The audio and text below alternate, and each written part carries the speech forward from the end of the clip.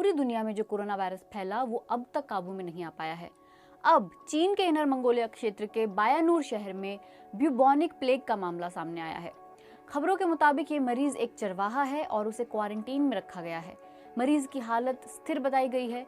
मरीज को इन्फेक्शन कैसे हुआ ये अभी तक साफ नहीं है। चीन के अखबार ग्लोबल टाइम्स के मुताबिक एक और 15 साल का शख्स सस्पेक्टेड केस है।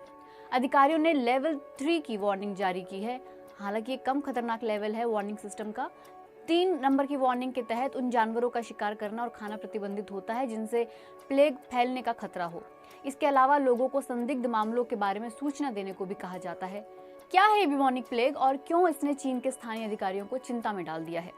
ब्यूबोनिक प्लेग बैक्टीरिया के इन्फेक्शन से होता है। ध्यान दीजिए, बैक्टीरिया, वायरस नहीं है ये, लेकिन ये खतरनाक हो सकता है।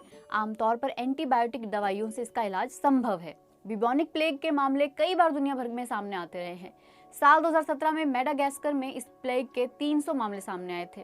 पिछले साल मई में मंगोलिया में मैरमोट नाम के जानवर को खाने से 2 लोगों को प्लेग हो गया और उनकी मौत हो गई। मैरमोट प्लेग के बैक्टीरिया के कैरियर होते हैं।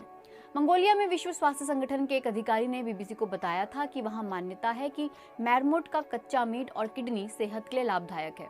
हालांकि इनका शिकार करना गैर कानूनी है। ब्यूबोनिक प्लेग लिम्फ नोड्स में सूजन पैदा करता है। शुरुआत में इस बीमारी की पहचान मुश्किल होती है क्योंकि इसके लक्षण 3 से 7 दिनों के बाद दिखते हैं और किसी दूसरे फ्लू की तरह ही होते हैं। ब्यूबोनिक प्लेग को ब्लैक डेथ भी कहते हैं।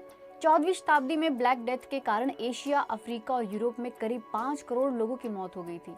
हालांकि अब ये किसी महामारी की शक्ल लेगा, इसके आसार कम ही हैं। लेकिन आज कोविड-19 की महामारी की तरह ही उस वक्त भी ऐसा कुछ हो रहा था जो किसी की समझ में नहीं आ रहा था। हुआ यूं था कि 14वीं शताब्दी में इंग्लैंड के लोगों में रहस्यमय लक्षण दिखाई देने लगे। शुरुआत में हल्के लक्षण थे जैसे सिर में दर्द, शरीर में दर्द, लेकिन कुछ दिन बाद काले रंग की दर्दनाक गांठें पड़ने लगी जिसकी वजह से इस बीमारी का नाम पड़ा ब्यूबोनिक प्लेग। आखिरी स्टेज में तेज बुखार और मौत हो जाती थी। पुराने वक्त में मेडिकल नॉलेज नहीं थी, उस वक्त के डॉक्टर को यह बीमारी समझ में नहीं आई, इसलिए जब महामारी फैली तो डॉक्टर कुछ नहीं कर पाए। मध्य एशिया में शुरू होकर सैनिकों के जरिए ये ब्यूबोनिक प्लेग ब्लैक सी के बंदरगाहों तक पहुंचा। वहां से जहाजों के जरिए इटली और फिर धीरे धीरे पूरे यूरोप में। ब्लैक डेथ से यूरोप की तकरीबन 1/3 लोगों की मौत हो गई। इतने लोगों की मौत से अर्थव्यवस्था पर भी असर पड़ा। 1/3 वर्क फोर्स के खत्म होने से फसलें नहीं कट सकी।